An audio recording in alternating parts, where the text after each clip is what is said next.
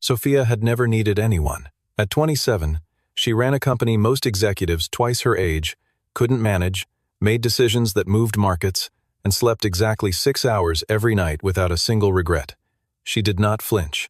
She did not ask for help, and she certainly did not accept charity, not from her board, not from her investors, and not from the quiet, unremarkable security guard her father had just assigned to live with her.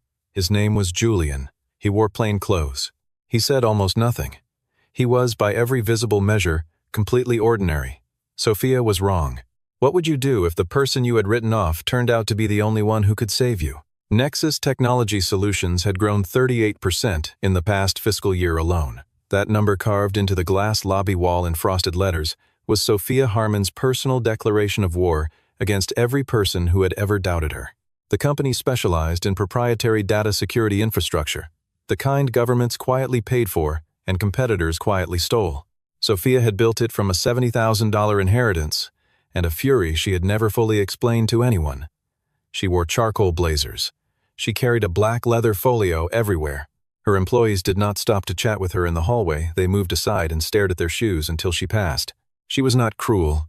She was simply a woman who had learned, at some cost, that warmth was a vector for betrayal. That lesson had come 6 years earlier, in the form of a former business partner named Derek Holt. They had co-founded a smaller firm together in their early 20s, Derek with his charm and connections, Sophia with her code and her precision. For 2 years, she had trusted him completely. She had shown him every internal system, every vulnerability, every corner of her professional life. When he dissolved the partnership and walked directly to their largest competitor with everything she had built, Sophia did not cry. She did not confront him publicly. She simply closed the door to her apartment for a weekend, came out on Monday morning with a new incorporation filing and a permanent policy: trust no one with access to what matters. By the time she was 27, that policy had made her very successful and very alone, and she considered both outcomes entirely acceptable. Her father, Alexander Harmon, did not consider them acceptable. Alexander was 61 years old, a silver-haired man who had spent 30 years building his own real estate empire before semi-retiring and pouring a significant portion of his capital into Sophia's company. He was not a passive investor. He attended board meetings. He reviewed quarterly financials, and lately, he had been receiving information through channels he did not share with Sophia that certain people were paying very close attention to his daughter. Sophia's refusal to carry personal security had always annoyed him. Now it frightened him. He presented his case over dinner at his townhouse on a Tuesday evening in late October. The proposal was, by Sophia's estimation, completely unreasonable. An independent security contractor, not a corporate team, not a badge and building hire, but a single individual would be assigned to her. He would live in the secondary unit connected to her home. He would be present, within reasonable distance, at nearly all times.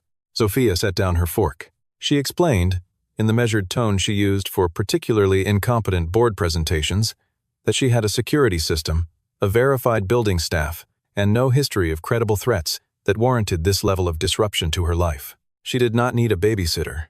She especially did not need one installed inside her home. Alexander slid a single printed page across the table. It documented 3 incidents in the past 45 days. A vehicle registered to a known industrial espionage firm parked outside her office building on 2 separate occasions. A phishing attempt targeting her personal email, not her corporate address, her personal one that had been caught by her system but bore the signature of a highly sophisticated operation. And a name: Victor Crane, the current managing director of Ashford Capital, a rival firm that had lost 3 major government contracts to Nexus in the past year. Sophia read the page once. She folded it and slid it back. She still said no. Alexander had anticipated this. He did not argue further that evening. But 3 days later, Sophia arrived home from the office to find a man sitting in the small garden courtyard of her building, a child asleep against his shoulder, and a single duffel bag on the ground beside his boots. He looked up when she approached. Dark eyes, completely still. His name was Julian Mercer. He was 34 years old, according to the brief profile her father's assistant had emailed her that afternoon. Former contractor, currently self-employed. Single father, 1 daughter, age 6. Sophia stared at him for a full 3 seconds without speaking. Then she looked at her father's assistant's email again and confirmed that yes, This was the man Alexander Harmon had hired to protect the CEO of a $40 million data security firm. She called her father immediately. He did not answer. He sent a single text message, "Give it 2 weeks, then we'll talk." Sophia understood, in that moment, that her father had structured this so that removing Julian would require a formal process, one that would alert the board, raise questions, and create exactly the kind of noise she had spent years avoiding. He had used her own company's governance against her. She stood in her courtyard with her phone in her hand, and the weight of the situation settling over her like concrete. "You have the secondary unit," she said to Julian. Her voice was even. "There are rules. You do not enter my primary space without permission. You do not speak to my colleagues or staff about anything you observe here. You do not interfere in my schedule." She paused, and whatever that is, she glanced briefly at the sleeping child. "It stays quiet." Julian looked at her for a moment. Then he nodded once. That was the entire first conversation. The next morning, Sophia encountered Julian in the shared garden at 6:43. He was already awake, standing near the far edge of the courtyard with a coffee cup, not looking at his phone, not doing anything in particular, just standing, alert in a way that felt odd for that hour and for someone who had no apparent reason to be watchful. She acknowledged him with nothing more than a nod and walked to her car. She told herself she noticed nothing unusual about him. This was not quite true. Julian Mercer was not what Sophia's mental model of a security contractor looked like. The corporate security professionals she had worked with over the years were typically polished. They wore earpieces, they carried notepads, they used words like protocol and perimeter sweep. They performed their competence loudly because performance was how they justified their contracts. Julian did none of that. He wore dark gray trousers and plain long-sleeved shirts. He carried nothing visible. When he spoke, which was rare, his sentences were short and specific, stripped of any word that wasn't load-bearing. He did not fill silence. He seemed, in fact, completely comfortable with silence, which Sophia found simultaneously appropriate and slightly unnerving. On the third day, she came home to find his daughter in the courtyard. Luna was 6 years old and small for her age, with dark curly hair and enormous brown eyes that tracked movement the way cautious animals do. She was sitting on the stone bench with a stuffed rabbit in her lap, its ears worn soft from handling, and she was drawing something in a small notebook. When Sophia entered through the gate, Luna looked up and went absolutely still. Sophia stopped. They regarded each other for a moment. Sophia did not know what to do with children. They operated outside her areas of competence. She gave the girl a brief, neutral nod, the same one she gave to junior analysts, and walked toward her door. "She doesn't bite." Julian's voice came from behind her. He had appeared from the secondary unit doorway without a sound. "She's just shy." "I didn't assume otherwise," Sophia said without turning around. She went inside and did not think about the girl's enormous, watchful eyes for the rest of the evening. Or so she told herself. The friction between Sophia and Julian was not explosive. It was quiet and persistent, like a low-grade electrical current. Sophia had rules. Julian followed them to the letter, which somehow made her more irritated. Not less, because it gave her nothing to correct. She had expected pushback, petty violations, the kind of low-level territorial behavior she was accustomed to managing. Instead, she got a man who was simply present, who never explained himself, who watched everything.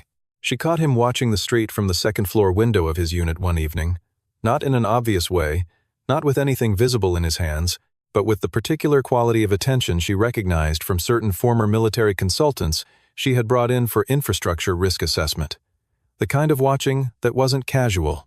She noted it and said nothing. On day 5, she came home to find that Julian had rearranged the potted plants along the courtyard entrance.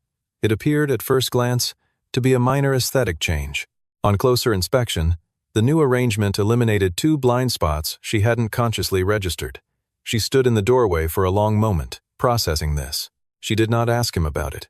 She did not want to give him the satisfaction of knowing she had noticed. But she had noticed. The household rhythms that developed over the first week were awkward and, Sophia had to admit, relatively functional. Julian made no noise before 6 in the morning. She had not asked him to do this, but he seemed to understand her schedule from observation. Luna, for her part, had developed a habit of playing quietly in whatever space her father was in and going completely silent if Sophia appeared nearby. The child seemed to read adult moods with a sensitivity that suggested she had spent a great deal of time being careful around them. That observation lodged itself somewhere in Sophia's mind and stayed there. On the 8th day, She saw Julian and Luna in the courtyard after dinner. She had not intended to observe them. She was passing by a window and simply paused. Julian was sitting on the stone bench with Luna in his lap, reading to her from a picture book. His voice was too low to hear through the glass, but his entire posture had changed. The vigilance she associated with him during the day had not disappeared. She suspected it never fully did, but something in him had softened around the edges.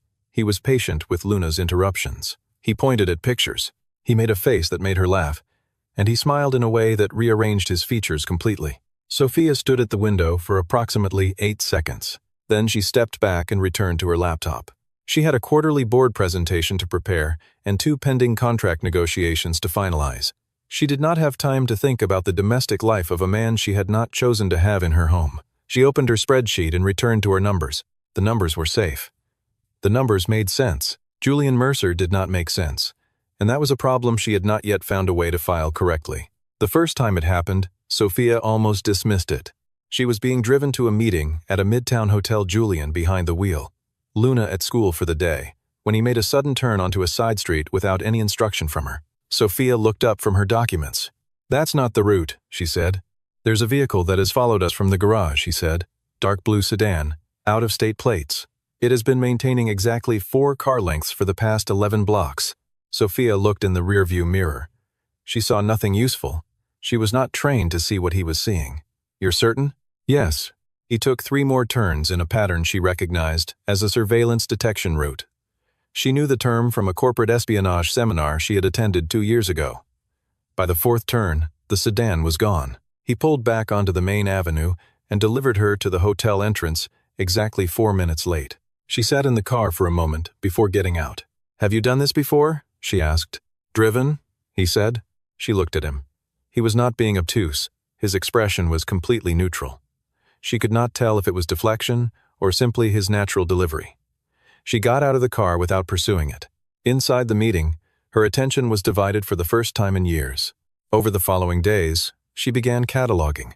She was a woman who organized information professionally, and Julian had become, whether she liked it or not, a data problem she needed to understand. She began noting the specifics. He identified a man photographing her building entrance from a parked car and reported it to her quietly, without alarm, providing the vehicle make, partial plate, and estimated time the car had arrived on the block, information that, when she checked against what her corporate security team could gather, was more precise than anything they produced. He spotted a tampered lock on the service door of the building, not forced, but manipulated in a way that would have been invisible to anyone not specifically looking for it. He said nothing about it until he had already had it replaced. He read rooms. At a company function she allowed him to attend as peripheral security, she watched him process the space within 30 seconds of arrival exits, sight lines, positions of unfamiliar faces. He had done it so naturally that no one else in the room had registered it happening. She registered it because she had been watching him specifically. His hands were scarred. Not uniformly, not in the way of factory or kitchen work, but in the discrete, specific pattern that suggested long-term training with certain equipment. She had seen that pattern once before, on a retired federal agent who had consulted for Nexus on penetration testing. She started asking questions. "Where were you before this?" she asked on a Wednesday evening. Catching him in the kitchen with Luna, he was cutting an apple with the kind of automatic, unhurried precision that people develop after doing something the same way for a very long time. "Private contracting," he said. Before that, a pause. "Service. Branche?" He handed Luna a piece of apple. "Does it matter for the job?" "I'm asking," she said. He turned slightly toward her, not defensive, measured. "Army," he said. "Long time ago." She waited. He said nothing further. Luna accepted the apple slice and returned to her drawing without looking up. That evening, Sophia ran his name through the professional background check service Nexus used for executive hires. Julian Mercer. The results were sparse in a specific way. He had a valid Social Security record, a driver's license, a brief employment history with 2 private security firms, 1 domestic, 1 with offices in 3 countries, and then nothing. The employment history stopped 5 years ago. Before that, the record was thin and oddly generic, the kind of thin that does not come from a person who simply didn't do very much, but from a person whose history had been carefully managed. She had seen this before, once, in the file of a defense contractor who had done covert work for a government agency and whose civilian identity had been partially constructed for operational purposes. She did not sleep well that night. The following afternoon, she was working in the living area when she heard a sound from the courtyard that was not right, a scrape, a specific weight distribution on the stone path that she could not have articulated, but that her body registered before her mind did. She was already turning when Julian came through the door, positioned himself between her and the window, and said, "Inside, now." It took 40 seconds. A man she had never seen before passed the courtyard entrance, paused, and continued. Julian watched until the street was clear. Then he stepped back and said, "Someone doing reconnaissance. He has been passed once before. Different clothes." Sophia's heart was beating faster than she wanted it to. "How did you know I was in danger?" "I didn't know you were in danger," he said. "I knew someone was gathering information. Those aren't always the same thing. But I'd rather treat them the same way." There was a pause. "Who are you?" she asked. She kept her voice even, but something in the question had moved below her professional register into something more direct than she was accustomed to being. Julian looked at her for a long moment. "Someone doing a job," he said. He went back to the courtyard. Sophia stood in the center of her living room, a woman who controlled $40 million of infrastructure and a team of 217 people, and realized for the first time in years that she was in a situation she did not fully understand. Julian was not who his file said he was. He was also, demonstrably, protecting her with a level of skill that her father's money hadn't simply purchased at a standard security firm. The question was why someone with that level of training was living in a secondary unit off a garden courtyard, reading picture books to a 6-year-old and calling it private contracting. She did not have an answer. That bothered her more than almost anything else. The breach happened on a Thursday. Sophia's chief technology officer, a meticulous woman named Dana Fowler, flagged it at 9:40 in the morning, an internal access log, showing a data query on the government contract specifications, the ones related to Nexus's highest-level infrastructure client run, from credentials belonging to a mid-level senior engineer named Patrick Ellison. The query had happened at 2:14 in the morning, when Patrick Ellison was, according to his building access records, not in the office. Sophia was in the conference room with Dana and their head of internal security within 12 minutes of the notification. She did not raise her voice. She did not express panic. She identified the scope of the potential leak, issued a credential lockdown on the affected systems, and directed Dana to isolate the compromised network segment before anyone outside that room had time to understand what was happening. She was very good in a crisis. What she could not fully contain was the scale of the implication. If someone had Patrick's credentials and remote access to the internal system, they had either compromised the network perimeter or they had help from inside. Patrick Ellison had been with Nexus for 3 years. He had excellent reviews. He had also, Sophia now recalled, had lunch twice in the past month, with a man she had seen in the lobby once and not thought about again. She pulled security footage. The man's face was familiar in an abstract way, the kind of familiar that means you have seen someone in a context so unmemorable that you filed them away as background. She sent the image to Julian. His response came in under 4 minutes. The man's name was Raymond Taft, a former employee of Ashford Capital's intelligence division. He had left, or appeared to have left the firm 8 months ago. Julian included the information with no explanation of how he had obtained it. Sophia stared at the message for a long moment. She did not ask. Victor Crane was making his move. She had known this was coming, the documentation her father had shown her, the vehicle sightings, the phishing attempt, but she had been managing it at the intelligence level, treating it as corporate espionage she could contain through countermeasures and legal channels. What the breach told her was that the operation was already inside her walls. Someone she had trusted with network access had been turned. The rest of that day was controlled chaos, internal audit, credential review, forensic analysis of every access log for the past 60 days. By 7 in the evening, Sophia had identified 3 additional queries that had been masked more carefully than the first, all running on Patrick's access during off hours. She had also identified that Patrick had been under financial pressure for the past 4 months, a fact her HR system had not flagged because no one had thought to look. She did not go home until 10 that night. Julian was in the courtyard when she arrived. Luna was inside, and asleep she could see the light off in the secondary unit's upper window. He was standing near the entrance, exactly where he always stood when he was waiting for her. She had not told him she was coming home late. He had waited anyway. She walked past him without speaking. She was halfway to her door when her phone buzzed.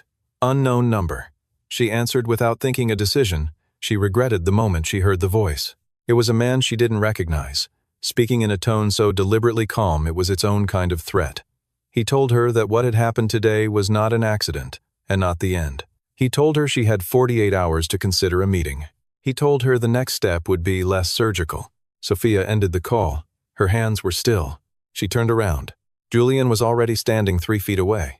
He had moved from the far end of the courtyard to her position, in complete silence, and he was reading her face with the same total attention he used to read streets. "Threat call?" he said. She looked at him.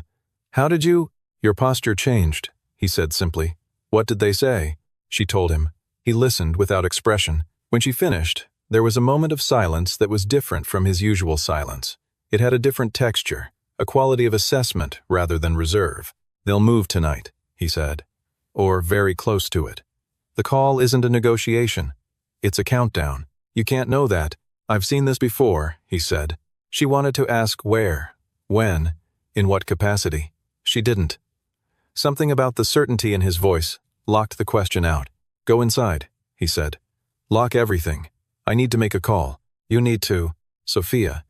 It was the first time he had used her name without professional distance. It stopped her. "Please, go inside." She went inside. She sat on her couch and listened to silence and tried to feel like a CEO and not like someone being hunted. The attempt was only partially successful. At 1:23 in the morning, she was still awake when she heard a sound from the courtyard that was wrong. Not loud, just wrong. She moved to the edge of the window. There were 2 of them.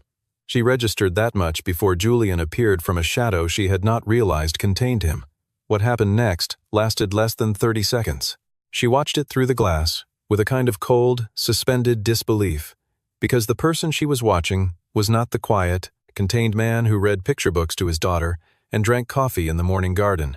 The person she was watching moved with a precision and economy that was not amateur, not defensive, and not anything close to what a basic security contractor was trained to do. Both men were restrained before she had fully processed that it was over. Julian stood up. He was breathing normally. He straightened his sleeve, looked toward her window, and gave a single nod. Sophia stepped back from the glass. For the first time in longer than she could remember, she had absolutely no idea what to do next. She did not sleep. By the time the sky outside her window had grayed from black to the flat, diffuse light of early morning, Sophia had moved through several distinct emotional registers, all of them unfamiliar, and arrived at the only response her psychology had ever produced under genuine uncertainty: investigation. She opened her laptop and went back to Julian's background report. The second time through, she read it differently. What she had initially processed as sparse now read as shaped. The 2 private security firms listed in his employment history were both legitimate companies. She had verified this before, but when she mapped their known clients and operational geographies against each other, a pattern emerged. Both firms had contracts in regions and for clients that typically employed people with government security clearances well above standard corporate level. The dates of his employment with each firm were clean and specific, but the gap between his military service and his first private employment was 3 years long, and those 3 years had produced no records at all. Not few records, none. She pulled the names of both firms' principals and cross-referenced them against known defense industry networks. The second firm's founder had a documented history as a liaison for a joint task force involving federal intelligence operations. This was not publicly advertised, but it was in a conference proceedings document from 8 years ago that had been partially redacted in the public version, and Sophia had access, through a Nexus security clearance, to the unredacted version. She read the unredacted document at 3:40 in the morning, with her coffee going cold beside her. The scars on Julian's hands were not from extended training with standard equipment. She had misidentified them. They were the specific pattern left by certain kinds of tactical fieldwork, the kind conducted in non-standard conditions over extended periods. She had seen that specific pattern described in a training manual that Nexus had been given access to during a government contract consultation, and she had not identified it earlier because she had not been looking for it. She had been looking for a simple lie. The truth was more complicated than a lie. She built the picture methodically, the way she built financial models, one verified element at a time, each constraining what the next could be. Julian Mercer was a name. The man using it had a military background that preceded his paper record, a period of employment with security firms operating at the intelligence boundary, and then a sudden and complete exit from that world 5 years ago, concurrent with a daughter who was now 6 years old. Luna had been approximately 1 year old when Julian's employment records ceased. The timing was not coincidental. Something had happened, something that had made a man operating at that level pack up, step out, and become, as far as the record was concerned, an ordinary private contractor reading picture books in a garden courtyard. At 6:15, she heard him moving in the courtyard. She went outside. He looked at her face and immediately understood she had not slept. She looked at his face and confirmed he already knew she had been pulling information. They stood in the early cold for a moment, without speaking. "I know your record is managed," she said. "I know what a managed record looks like, and yours is one. I know the 2 firms you worked for operate at the intelligence level. I know there are 3 years missing before that." She paused. "I'm not accusing you of anything. I just need to understand what is happening in my life." Julian was quiet for a long time. Not the quiet of someone building a deflection, the quiet of someone making a decision. "I'm not going to give you a full briefing on my history," he said finally. "Not yet. But I can tell you that nothing you're in the middle of right now is beyond what I'm trained to handle. And I can tell you that your father knew exactly what he was getting when he hired me." Sophia felt the small, cold click of confirmation. Alexander had not simply hired a security contractor from a random firm. He had found Julian specifically, which meant Alexander knew precisely who Julian was. "Why the cover?" she asked. "Because the people coming after you aren't expecting someone with my background. If they know I'm here, they prepare differently. The cover isn't to fool you, it's to fool them." She processed this. "And the rest of your file?" He met her eyes. "Is mine." There was a firmness in that statement that was not aggression. It was the kind of boundary she recognized from people who had earned the right to it through something she did not yet fully understand. She did not push it. "Last night," she said, "those 2 men, handled, documented. Authorities will have them by this afternoon. I contacted someone who will process it without public exposure for you or Nexus. You have contacts in law enforcement?" "Yes. Federal, among others." She stood very still in the cold morning air, recalibrating every assumption she had built about this situation since the evening she had found him sitting in her courtyard with his daughter asleep against his shoulder. "You could have told me this at the beginning," she said. There was no accusation in her voice. She was genuinely asking. "You wouldn't have accepted the cover story if I had," he said, "and you would have pushed back harder on having me here. Your father was clear that removing me had to be your choice, freely made, not something you engineered before you understood the threat." She thought about this. She thought about her father, 61 years old, looking at security intelligence about people circling his daughter, and deciding that the most effective protection he could give her was a man who could blend entirely into the ordinary world while being completely extraordinary within it. She thought about the fact that she had spent 8 days treating Julian as an unwanted imposition, when he had spent those same 8 days keeping her alive without her knowledge. "Your daughter," she said quietly. "Luna doesn't know any of this." Something moved behind his eyes very briefly, very controlled. "No," he said. "She knows her dad keeps people safe. That's all she needs to know." There was a silence. "I need to know everything you've observed," Sophia said finally.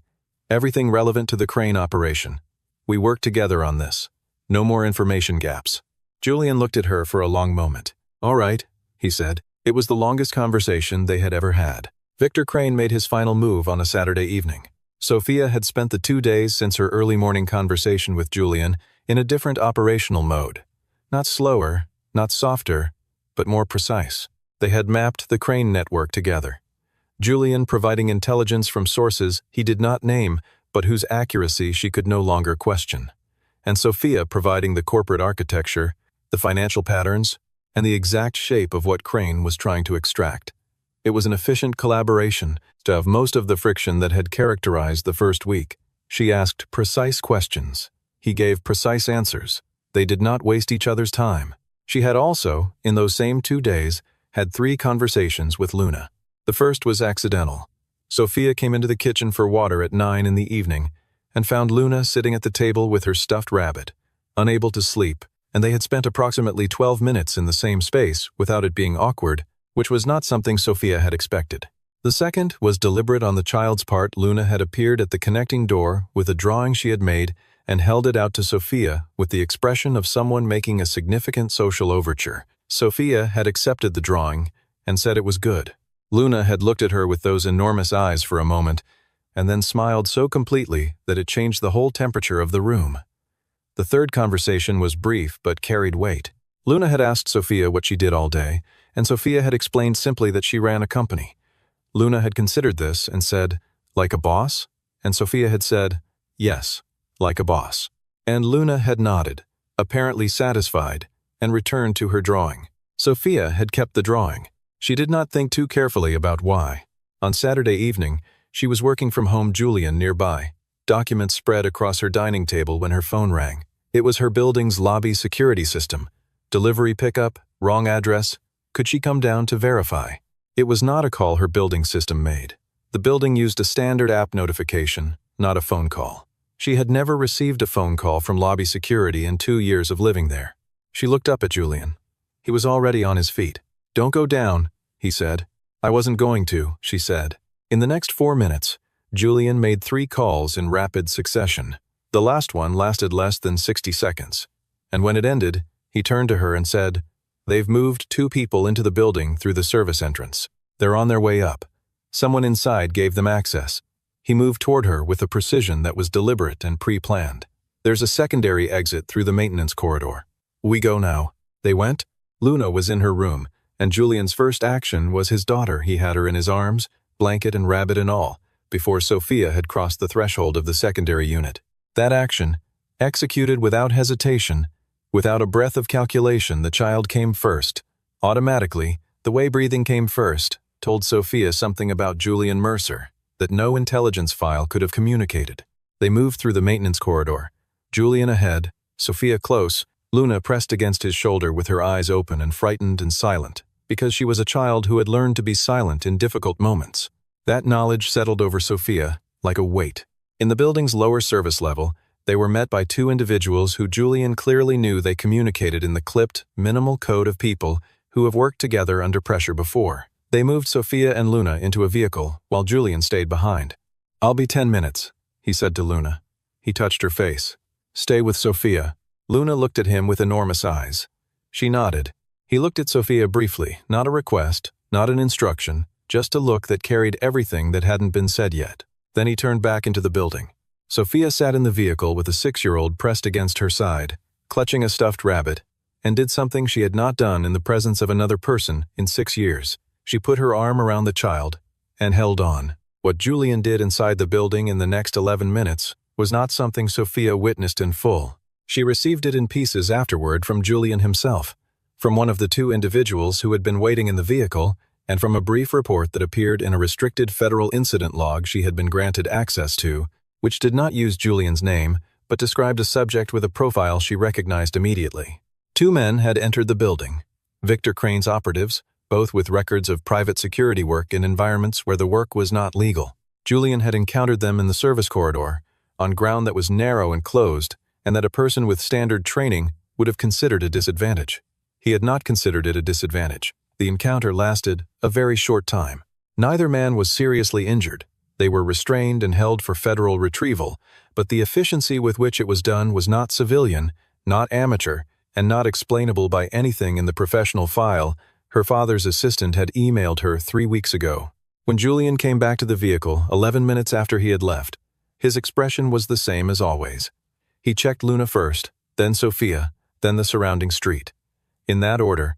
"We're moving to a different location tonight," he said. "Your people will manage the scene?" Sophia asked. "Yes, Julian." She said his name the way he had said hers, without distance. "What exactly did you do before this?" He was quiet for a moment. "I was part of a joint operations unit," he said. "Federal and military, combined function. Counterintelligence, primarily. High-value asset protection. I did it for 9 years. And then, Luna's mother died," he said. "Workplace incident. She was in the same line of work." His voice was level, and the levelness of it cost him something visible at the edges.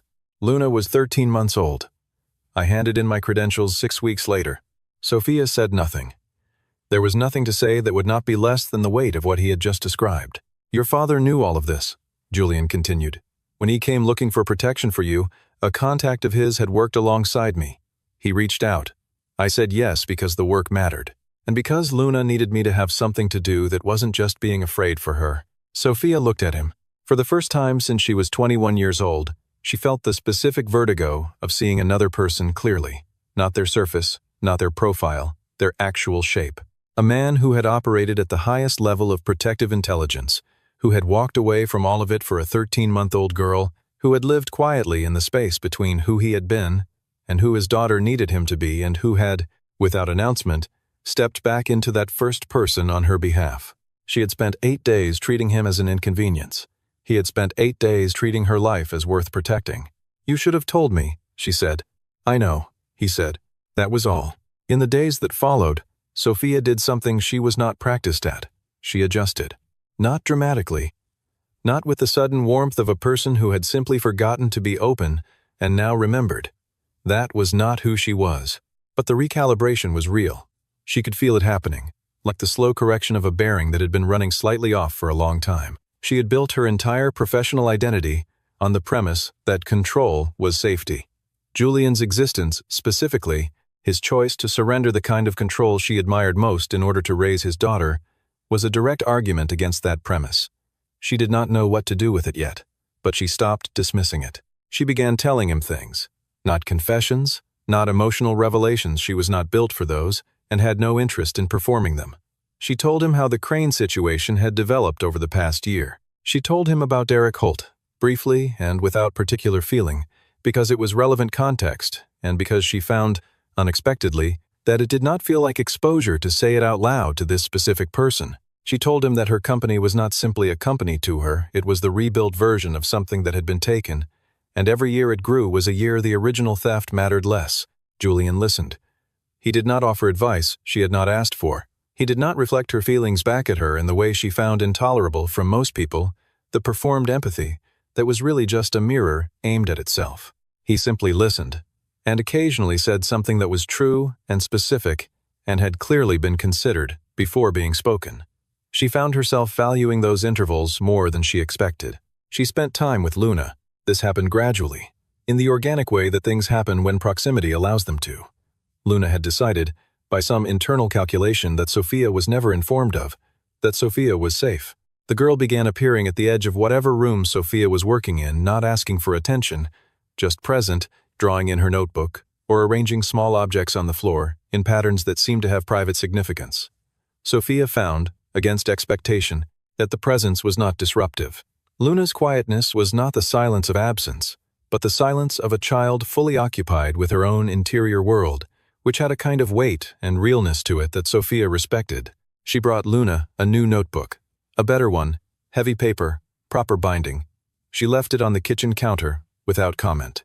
Luna found it that morning and looked at Sophia with an expression of such pure, uncomplicated joy that Sophia had to look back at her laptop to prevent herself from doing something embarrassing. Julian saw the exchange from the doorway. He said nothing about it. Later that evening, he made coffee and left a second cup on the counter near Sophia's workspace, a gesture that was simple, and that meant, without performance, that he saw her. She drank it. The dynamic between them had shifted without arriving at a new definition. They were not friends. The word felt reductive and inaccurate. They were not employer and employee. Or not only that, what they were was something that had emerged from shared high pressure and mutual recognition, the kind of thing that forms between people who have been in actual danger together and come out on the other side with a clear understanding of who the other person is in the hard moments. He did not romanticize her. He did not soften her edges or pretend they were not edges. He spoke to her as an equal, with the specific, unaffected directness of someone who has worked alongside highly competent people and knows how to meet them where they are. She did not know when she had last experienced that. One evening she found him in the courtyard after Luna was asleep, sitting on the stone bench in the dark, and she brought her own coffee and sat at the other end of the bench, and they were quiet together for a while, without it being uncomfortable. The city made its low nighttime sound around them. The lights were on in the upper windows of the neighboring buildings. "You gave up a lot," she said eventually. "I got something back," he said. "Luna." "Yes." And he paused. The chance to do the work without losing sight of what the work is for. She thought about that. She thought about her own company built from betrayal, maintained through isolation, running on the premise that connection was a liability. She thought about the drawing Luna had given her that was still on her desk, slightly crooked against the edge of her monitor. "I built a company on not trusting people," she said. "I know," he said. "That might have been a mistake." He looked at her steadily. "Might have been," he agreed. She had the distinct impression he was not talking only about the company. She did not respond to that, but she did not look away either, which was, for Sophia Harmon, as close to an answer as it was possible to give. The unraveling of the crane operation took 2 weeks from the night of the building incident. Julian's federal contacts moved quickly, once they had the operatives who had entered the building, and the documentation Sophia and Julian had assembled together, the access logs, the financial patterns, the network map, the recorded threat call. Victor Crane did not go quietly. He had lawyers and resources, and 3 days of public denials that were very polished and very ineffective against the weight of evidence that had been building for months. Nexus's legal team filed in federal court. The civil component alone, the trade secret theft, the network intrusion, the compromised credentials, was enough to cost Crane's firm its government contract eligibility for the foreseeable future. Patrick Ellison cooperated fully once the evidence was presented to him. He had been financially coerced, not the first time Sophia had seen that particular vector, and he was remorseful in a way that she found genuine, if not sufficient. She did not destroy him. She removed his access, ended his contract, and referred the matter to the appropriate channels. She did not take pleasure in it. She took note of the fact that she did not take pleasure in it, which was itself a change. Dana Fowler, her chief technology officer, spent 4 days running the most rigorous internal security audit in Nexus's history, and came out the other side with a report that was 42 pages long and deeply unpleasant to read. Sophia read every page. The company's vulnerability had not come from its code or its infrastructure. It had come from insufficient attention to the human layer of security, the people, the relationships, the spaces where trust had not been built because she had designed the culture to function without it. She held a staff meeting on the day the Crane matter was formally resolved. She stood in front of 217 people and said something she had not planned to say, something that arrived fully formed only as she began speaking. She told them that the company's strength had always been its technical precision, that this remained true, but that she had made a structural error in treating the people who carried that precision as a liability to be managed rather than a foundation to be supported. She intended to correct it. 217 people looked at her. Several of them looked surprised. Dana Fowler, in the front row, gave the smallest possible nod. Sophia considered it a beginning. Alexander Harmon came to dinner at her home the following Sunday. He arrived to find Julian in the kitchen and Luna at the table with her notebook, and he absorbed the scene with an expression of studied neutrality that fooled no one. He shook Julian's hand with the particular warmth of a man who has arranged something correctly and is pleased to see it landing well. Sophia told her father, over dinner, that she forgave him for the maneuver he had run. She said it without irony. He smiled into his wine. Julian was not staying indefinitely. The Crane threat was neutralized, the assignment was structurally complete, and he was, at his core, a man who did not overstay his purpose. He did not say this out loud. Neither did Sophia, but it was present between them in the way of things that are real and therefore do not require announcement. What was also present unannounced, unfinished, but undeniable, was something else. A version of the future that was different from the one Sophia had been building alone. Not softer, not less ambitious, but wider, with room in it for a small girl who drew pictures and asked 2 wise questions, and for a man who had sacrificed everything for the right reasons and was only now, quietly, beginning to understand that sacrifice did not have to be permanent. Sophia did not know what to call it yet. She was not someone who named things before she understood them, but on the last evening of October, she sat in her courtyard with a coffee she hadn't made herself, a child asleep somewhere above her, and the company of a man who saw her exactly as she was and had chosen, for reasons that were his own, to be here anyway. The city moved around them. The air was cold. She was not afraid. She was not in control. She was not alone. For the first time in a very long time, she thought that might be enough.